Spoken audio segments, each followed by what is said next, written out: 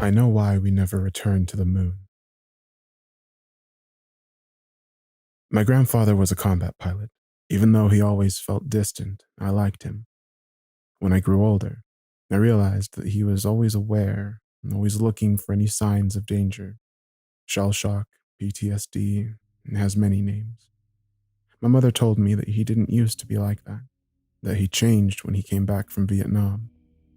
My grandpa's profession was likely the reason why I was obsessed with space, astronauts, planes, and pilots.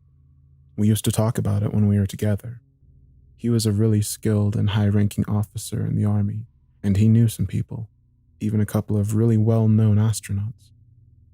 When I once asked him if he met anyone that went to the moon, he simply replied, "Don't ever talk to me about the moon, boy. It's a dark and evil place." He died back in 2004 from natural causes. About 2 months ago, we decided to renovate my grandparents' old house. While clearing out the attic, I found an old metallic box. In the box, there was a number of things which I assumed belonged to my grandfather. There was a military medal, a stack of papers, and an old picture of my grandfather with 2 other men I didn't recognize. My grandpa looked around 40, so I assumed that the picture was taken in the 70s. All of them were wearing spacesuits, and the scene was a typical backdrop used by NASA. But the logo was missing. Only a blank monochrome background. The mission patch was titled Dawnbreaker. I didn't understand anything. My grandfather was an astronaut? Why didn't he ever tell anyone about this? Dawnbreaker? I never heard about such a mission. It must have been covered up really well, but why? I found the answers in the papers at the bottom of the box. Before I continue, I have to warn you that many people may find this very disturbing. My dear family, if you ever find this, I must confess something. In 1972, I wasn't in Vietnam. I wasn't supposed to tell anyone, but if you have found this, it probably doesn't matter anymore. Back in 1965, me and a handful of other pilots were selected for a non-public team of astronauts who would participate in covert missions in space for our government. We wouldn't get the glory and fame of regular astronauts, but our country needed us. And so we were there. In early 1972, we were told that for an unspecified period of time, our country had a secret satellite orbiting the moon. They never told us what it did or why it was there, just that a few weeks prior it had crashed to the surface on the dark side of the moon for unknown reasons, and that the data it carried was crucial. The government needed to recover it, and thus was sending me and 2 other astronauts to reclaim the satellite's memory module. The equipment of the planned Apollo 18 mission was essentially transferred to us. From what we'd been told, the Apollo team was furious. They had a reason to be, after all. It seemed that whoever we've been under was much more powerful than NASA. The whole mission was top secret, obviously.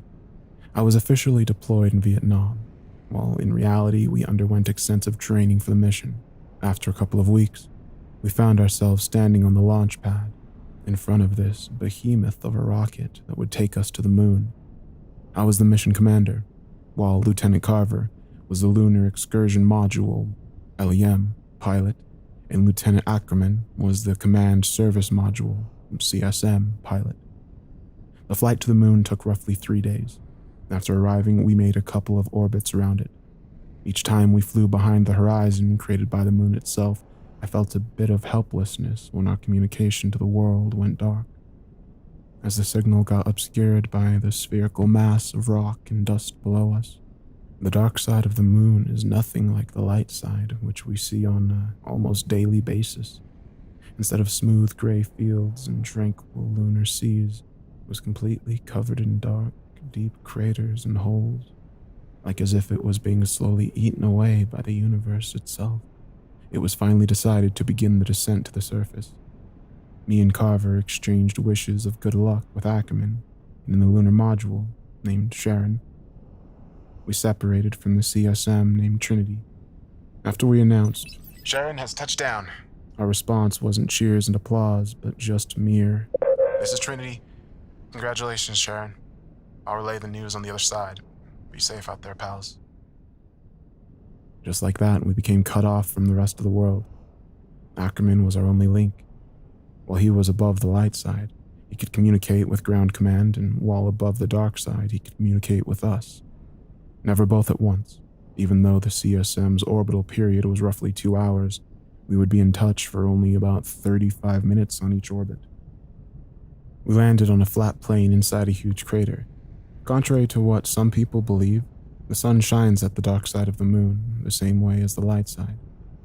The amount of light depends on the lunar phase. It was still shining daylight in the place where we landed, but we knew that it would go dark in a few days.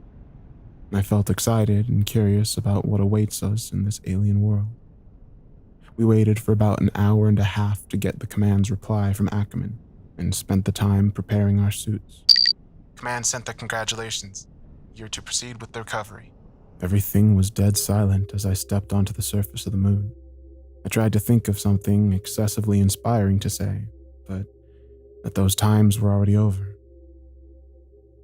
With Carver, we assembled the rover, and after planting our flag next to our spacecraft, we drove off.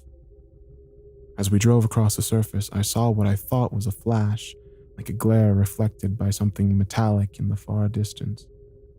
Since it was fairly common to see flashes of light because of the space radiation interacting with our eyes, I didn't give it much thought and soon forgot about it. After driving around for a couple hours, we reached the satellite, or what was left of it. We immediately noticed that something wasn't right. There were dozens of footprints around the probe, leading to a set of 2 tracks dragging out into the distance. "What the hell is this?" asked Carver in disbelief. I don't know, but it seems that somebody got to what we came for before us," I replied. Both the tracks and the footprints were different than ours. Whoever took the data wasn't here under the American flag. As I expected, we didn't find the data box. We found the part where it was supposed to be, but it was missing. Luckily for us, we were just in contact with Ackerman, so we reached out to him to describe our findings. "It doesn't make any sense. Who would take it? Russians? They don't even have a lunar program. Even if somebody took it, how could we not be aware of that? How can the Russians land on the moon without us noticing?" he responded. "As far as we know, the Russians have no idea that we're here, said Carver over the radio. "We're going to follow the trail." I cut off their conversation. Are you guys sure about this?" "Hell, I'm not sure about this. We're clearly missing something here. But I'll do as you say, Cap," responded Carver.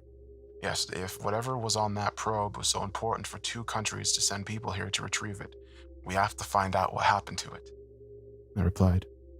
"Copy that, Sharon. I'll relay your whereabouts to command as soon as I can. Be careful out there." Our oxygen was about at half capacity now, but we moved on with hopes of solving this mystery. It wasn't long until I saw something in the distance. As we got closer, I realized that it was a spacecraft. Its design was different than ours, and it was decorated with a flag of the Soviet Union. I couldn't explain why, but I felt that something was really odd about the spacecraft. If there really was Russians with us on the moon, they would have picked up our comms long ago, so there wasn't a point in hiding. "To the unidentified Soviet leader, this is the crew of Dawnbreaker. Please respond. We know you're here. We have you in sight." Nothing. We attempted to contact them several times again in both Russian and English, but always received only silence in response. We got closer, and I realized why I found the spacecraft odd before. It looked like it had been there for a while. We didn't see much of the interior through the small windows, which had been covered by something from the inside. "Our air is running low. I don't like this, Miller. We should really head back now," said Carver with a clear uneasiness in his voice.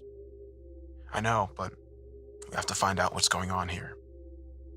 It took some time until we figured out a way to open the airlock. No one was home. The inside was a mess. The interior was splattered with brownish red fluid, presumably contents of one of the many opened food packets lying on the floor. Or was it? No, I quickly pushed that thought out of my mind.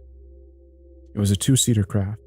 There was a small amount of leftover supplies and samples, but no signs of the satellite's black box. There was a spacesuit hanged on the wall near the airlock, 2 occupants, and one spacesuit with a clearly missing name tag. We both quickly realized that the other one must still be out there somewhere, along with its occupant. At this point, we were really low on oxygen, so we rushed back to our spacecraft. As we reached Sharon, with the last bits of oxygen in our suits, I realized something. "Tell me, Carver, was it just me or did we not pass the wreckage on our way back?" I asked. "Fuck, don't even mention it. It wasn't there, that's right." We shared our intriguing discovery with Ackerman later, and he was as surprised as Command was when he informed them in turn. That night, I took watch for the first 4 hours. It wasn't really a night, since the sun was still shining, but for the sake of timekeeping, we referred to the time when we slept as night. When it was finally my turn to sleep, I had a dream about following the flash. I walked on until I found the same spacesuit from the Russian craft just lying there in the dust. The limbs were twisted and contorted in gruesome ways, but it was clear that someone, or something, was inside that suit. I approached and slowly began opening the sun shield that obscured the inside of the helmet. I looked in terror as I saw the inside. It was my face, covered with brownish red blood. In place of the eyes, there were only 2 gaping holes. The next day, we started picking up something on an unused channel of our radio. It was a faint signal coming from somewhere in the crater. We tried to patch it to the speakers, but it didn't make any sense. It was just a repeating sound resembling a person vocalizing the sound of a single letter or vowel that stretched to about 3 seconds, followed by equally long pauses. It was very distorted, and it clearly wasn't a loop, since each sound was just slightly different than the previous one. We ate, and once again prepared for moonwalk. It was darker than the other day. The sun was still shining, but it was steadily creeping its way under the horizon. We followed the source of the signal for about an hour when we found something lying in the dust in front of us. I tensed as I looked closer and found out what it was. It was a spacesuit, the same one in the Russian lander. "Well, it looks like we found our missing friend," said Carver in disbelief. I didn't say anything. I simply jumped off the rover and slowly, silently approached the suit. "What are you doing, Miller?" continued Carver. Just as I was about to open the sun shield with my shaking hands, the suit came alive and grabbed my hand. With the sound traveling through our suits, I heard a "Pomogite," meaning help in Russian. We carried him to our leader. The patch on his suit revealed his identity as Tarkov. He was in shock and hypoxic. I don't know how long or why he was lying there, but he was lucky to be alive. For the next couple of hours, he fell in and out of consciousness. He eventually woke up. Our Russian was bad, but luckily, he spoke English enough for us to understand each other. He didn't remember why he was there, what had happened to him or his crew, or what his mission was. When I looked out to the window, I realized that our flag was gone. There were no footprints. It looked as if it had simply vanished. At this point, each one of us was really concerned. We asked to terminate the mission. The command refused, explaining that the recovery of the satellite's data was of paramount importance. We decided to continue our search tomorrow and went to sleep. I again had the same nightmare as the day before. I woke up terrified and drenched in sweat. I saw Tarkov standing by the window and looking out. He then walked over to Carver and just stood there, looking at him while he slept for about a minute or two. Silently, I asked him, "Tarkov, what are you doing?" He just mumbled something like "them" or "when" and lied down. I didn't sleep for the rest of the night, and I kept an eye on him, but nothing interesting happened. The next day, we found a picture or a map of the crater we were at in a pocket of Tarkov's suit. There was a point a few miles from where we were that was marked with a cross. Tarkov didn't know what was there, but I soon realized that it was right in the direction where I saw the flash on the first day. Me and Carver later took off and headed towards this mysterious target while Tarkov stayed with Sharon. In reality, our rover had enough power to carry all three of us, but I insisted that it didn't, and that he should stay behind. I don't trust this guy, I said to Carver, after I was sure that Tarkov was out of range of our short-range radio. We land on the moon, and we don't find the box, and suddenly the probe is gone. Then we find a supposed-to-be-dead Russian who doesn't remember when was the last time he took a shit. And now we're heading towards an inconspicuous place that was marked on his map but he knows nothing about. You bet I don't trust him. Hell, I don't trust a single step I take in that direction, he replied. What are we going to do about him? He asked later. I don't know yet, but we can't take him with us. Neither the LEM or CSM is built for an extra passenger. You know that, I responded. I'm afraid he knows that too, replied Carver. The sun was setting. After driving for a while, we reached something. We reached something that puzzles me to this day. Right there, right in front of us, was something I can only describe as a three-sided pyramid. It was about 10 feet tall, and its surface was completely smooth and black as night. What in the world is this? Asked Carver, with a shiver in his voice. We walked around it and took pictures. What the fuck? I suddenly heard through my radio. I turned around and saw Carver frozen in place, staring at something. There, in the remaining faint light, was a spacesuit about 20 feet away from us. I recognized the missing name patch and realized that it was the suit from the Russian spacecraft. It was standing upright, on its feet. The sunshield was open to reveal a sight that terrifies me to this day. It was empty. The suit was empty, but it was standing upright. I came back to my senses after I heard a crackling noise coming from my radio.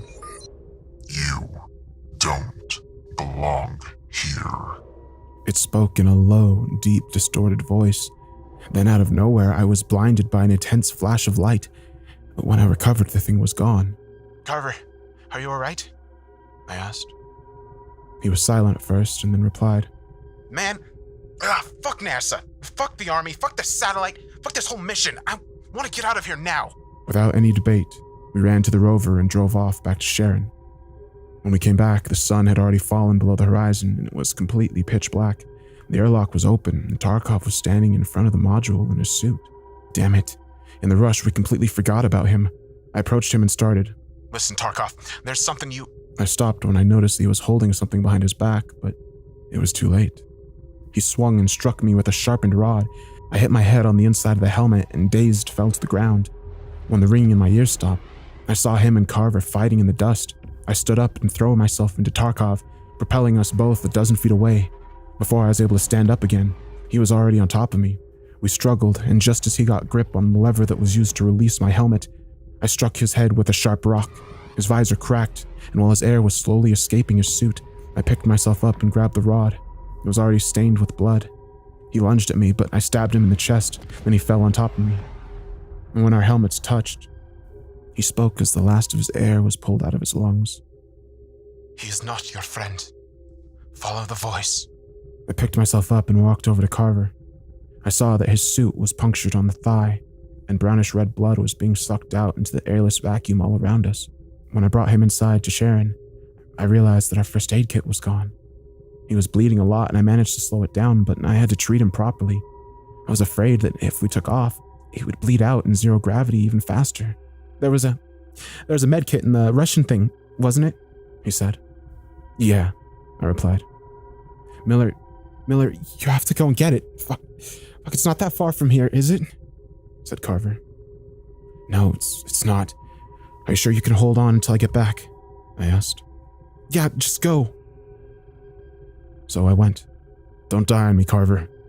That's an order, I said before leaving. As I said, it didn't take long until I reached the Russian lander, but it felt like ages. Throughout the whole journey, I waited for something to jump out of the darkness around me. I wasn't surprised when I saw that the suit that was previously hanged on the wall was now missing, but still, I felt a shiver run down my spine. I took their medkit and headed back as soon as I could, but I couldn't stop thinking about Tarkov's last words. He is not your friend, I kept repeating inside my head. I then switched the channel on my radio to the one where we heard the incomprehensible noise. It was still on. I realized that it was stronger in one particular direction. Follow the voice, I said to myself. Was this the voice Tarkov meant? Who's not my friend? Tarkov? Carver? The mission commander back at Earth? I had to find out. I drove off in the direction of the signal. After driving for at least 15 minutes, I reached a small crater about 30 feet in diameter. With my headlight on, I immediately saw that something was inside, but I couldn't recognize it yet. I stepped over the edge and walked into the crater and switched my light on to full intensity. I stood there, paralyzed with raw terror for what felt like hours. There was a rectangular block of the same material as the pyramid in the center of the crater. A body was lying on top of it. Its limbs were contorted in the most twisted and gruesome way possible. His eyes were missing, and in their place there were only 2 gaping holes. It was Carver. There was a small box stuffed inside his mouth. It was the black box from the satellite. I took the box and ran out of there as fast as I could. Carver was dead. If Carver was dead, then who was the Carver I left in the Sharon? He is not your friend, Was the only thing I had in my mind the rest of the way back. When I returned, Tarkov's body was gone, but Carver was still there, lying, bleeding. But it wasn't Carver. What was that thing? Thank God you're back, Miller, said Carver. Not Carver. Carver was dead. Mutilated. Dead. Miller, are you alright? Continued Not Carver. Yeah, I've got the kit, I replied. He couldn't know that I know. It couldn't know. I treated its wound, and the bleeding finally stopped. I strapped it in, then strapped myself in. I didn't tell him, that I found the black box. I didn't tell it that I found him. With the engine roaring below us, Sharon split in half, and the crew compartment pushed us up into the void while the legs stayed planted on the lunar dust eternally. Now, I already wrote on several occasions that I felt minutes pass as if they were hours. The ascent and rendezvous took only a bit more than a dozen of minutes, but those minutes felt like decades. I wanted to scream so loud that my lungs would break, and I wanted to vomit, but I couldn't because it would find out. I wanted to black out, but I couldn't. I had to save Ackerman. After several lifetimes, we finally docked with Ackerman in the Trinity. Throughout the whole ordeal, we kept him updated, but meeting him was different. He was scared, but I was scared even more. He didn't know that Carver was not Carver. I did know. I did unstrap first and pushed Ackerman out of the docking tunnel. I did kick not Carver, in the face when he tried to follow. I did close the docking tunnel behind me. "What the hell are you doing, Miller? What's wrong with you?" shouted Ackerman and slammed me to the wall of the command module. Don't open it, Mike, it's not Carver. That thing in the LEM is not Carver, do you understand? I shouted back in pain. Even though he was a battle-hardened soldier, Ackerman finally broke into tears. I floated past him over to the controls, and before I undocked Sharon, I glanced at the docking tunnel window one last time. And there it was. A thing with Carver's face, body, but not Carver, staring at us, but his eyes were completely smooth and black as night itself. He opened his mouth in a way that was simply not possible for a human, let out a loud, disturbing screech that I wish I could forget so much. In a heartbeat, it turned to dead silence as the Sharon detached from the CSM and drifted into the void. Me and Ackerman didn't say a single word throughout the 3-day journey back to Earth. We were placed in quarantine for months after we came back home. Nobody ever explained to us what happened on that mission. I never learned what was on the black box. So honestly, I didn't want to know after everything I experienced. But whatever was there was apparently enough to cancel all other missions to the moon and beyond. They eventually released us and made it very clear that we were never supposed to talk about it. I never saw Ackerman from that day on. The only time I talked about him was when a pair of men in suits came to my house one day a couple of years after the mission. "Captain Miller, have you been in touch with Lieutenant Ackerman lately?" One of them asked after we exchanged our greetings. "No, I never spoke or heard from him since the mission. Did something happen?" I replied. I'm sorry to tell you, but Lieutenant Ackerman was found dead in a nearby forest yesterday. I had to sit down. I didn't know him that well, but we spent a considerable amount of time together in training. We lived through hell itself together, so it was more than enough for me to consider him a friend. Poor Mike. How did he die? I asked.